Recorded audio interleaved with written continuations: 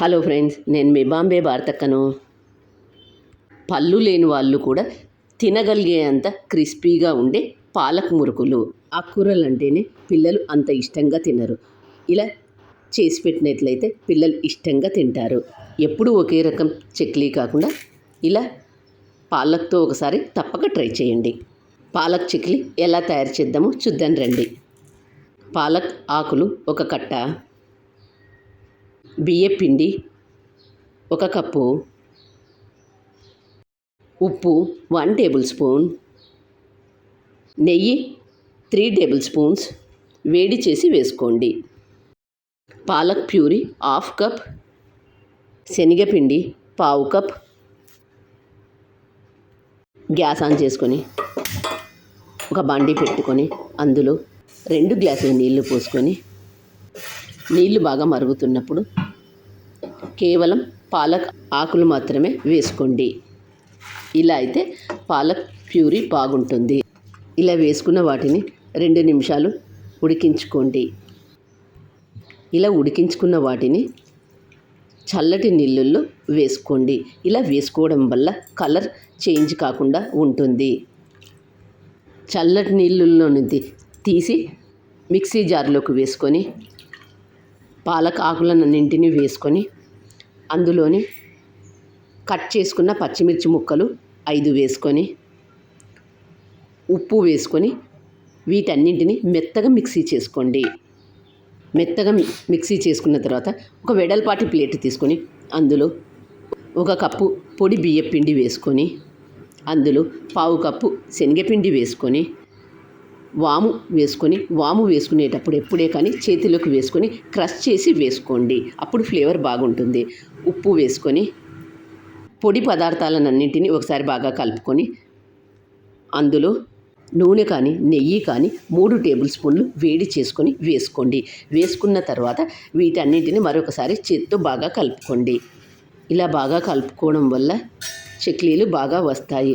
ఇందులో 1/2 cup palak puree వేసుకొని అంతా ఒకసారి బాగా కలుపుకోవాలి.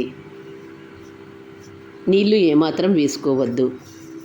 అవసరమైతే చేతిని తడి చేసి మాత్రమే కలుపుకోండి. పిండిని ఇలా బాగా కలుపుకున్న తర్వాత ఈ పిండి ముద్దను చెక్లాల మౌల్డ్లో దానికి ఆయిల్ అప్లై చేసుకోండి. ఆయిల్ అప్లై చేసుకోవడం వల్ల మౌల్డ్కు ఏమాత్రం అంటుకోకుండా వస్తాయి. మౌల్డ్ను ఒకసారి బాగా ఫిట్ చేసుకున్న తర్వాత న్యూస్ పేపర్ మీద కానీ బటర్ పేపర్ మీద కానీ ఇలా చేసుకోండి. ఇలా చేసుకోవడం వల్ల వీటిని నూనెలో వేసేటప్పుడు ఈజీగా ఉంటుంది. అంచులను బాగా అతికించుకోండి, లేదంటే నూనెలో వేసేటప్పుడు విచ్చుకుంటాయి. అలాగే మిగతా వాటన్నింటిని కూడా చేసుకోండి. గ్యాస్ ఆన్ చేసుకొని ఒక బాండీ పెట్టుకొని అందులో డీప్ ఫ్రైకి సరిపడినంత ఆయిల్ తీసుకోండి. ఆయిల్ వేడైన తర్వాత ముందుగా మనం తయారు చేసుకున్న వాటిని ఒక్కొక్కటిగా వేసుకోండి. మంటను మీడియం హీటులో పెట్టి కాల్చుకోండి. వేసిన వెంటనే గరిటె పెట్టి కలపవద్దు. ఒక సైడు కొద్దిగా కాలిన తర్వాత మరొక సైడు తిప్పి వేసుకోండి.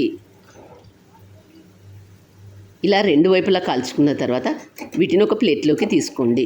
పాలక్ మురుకులు చూడండి ఎంత బాగున్నాయో. ఇవి కాలినది లేనిది ఎలా తెలుస్తుందంటే నూనెలో నుంచి పైకి వచ్చినట్లయితే కాలినట్లు. ఒక సైడు కాలిన తర్వాత మరొక సైడు తిప్పి వేసుకోవాలి. ఇలా 2 వైపులా కాల్చుకున్న తర్వాత ఒక ప్లేట్లోకి తీసుకోవాలి. అలాగే మిగతా వాటన్నింటిని కూడా చేసుకోవాలి. ఆకుకూరలను రోజు ఏదో ఒక విధంగా తీసుకోండి. పిల్లలు పెద్దలు ఆకుకూరలను ఇలా తీసుకోవడం వల్ల ఆరోగ్యం బాగుంటుంది. రక్తం కూడా బాగుంటుంది. కంటి చూపు కూడా బాగుంటుంది. నా ఛానల్లో పాలక్తో చేసుకునే దోశలు, ఇడ్లీలు, పూరీలు, చక్లీలు, ఢోక్లా ఇవన్నీ ఉన్నాయి. కింద లింక్ ఇస్తాను, చూసి చేసుకోండి. మీరు కూడా ఈ పాలక్ ఢోక్లాను తప్పక ట్రై చేయండి. మరి మీకు ఎలా వచ్చాయో నాకు కామెంట్ చేసి చెప్పండి. నా ఛానల్ కొత్తగా చూసేవాళ్ళు సబ్స్క్రైబ్ చేసుకోండి.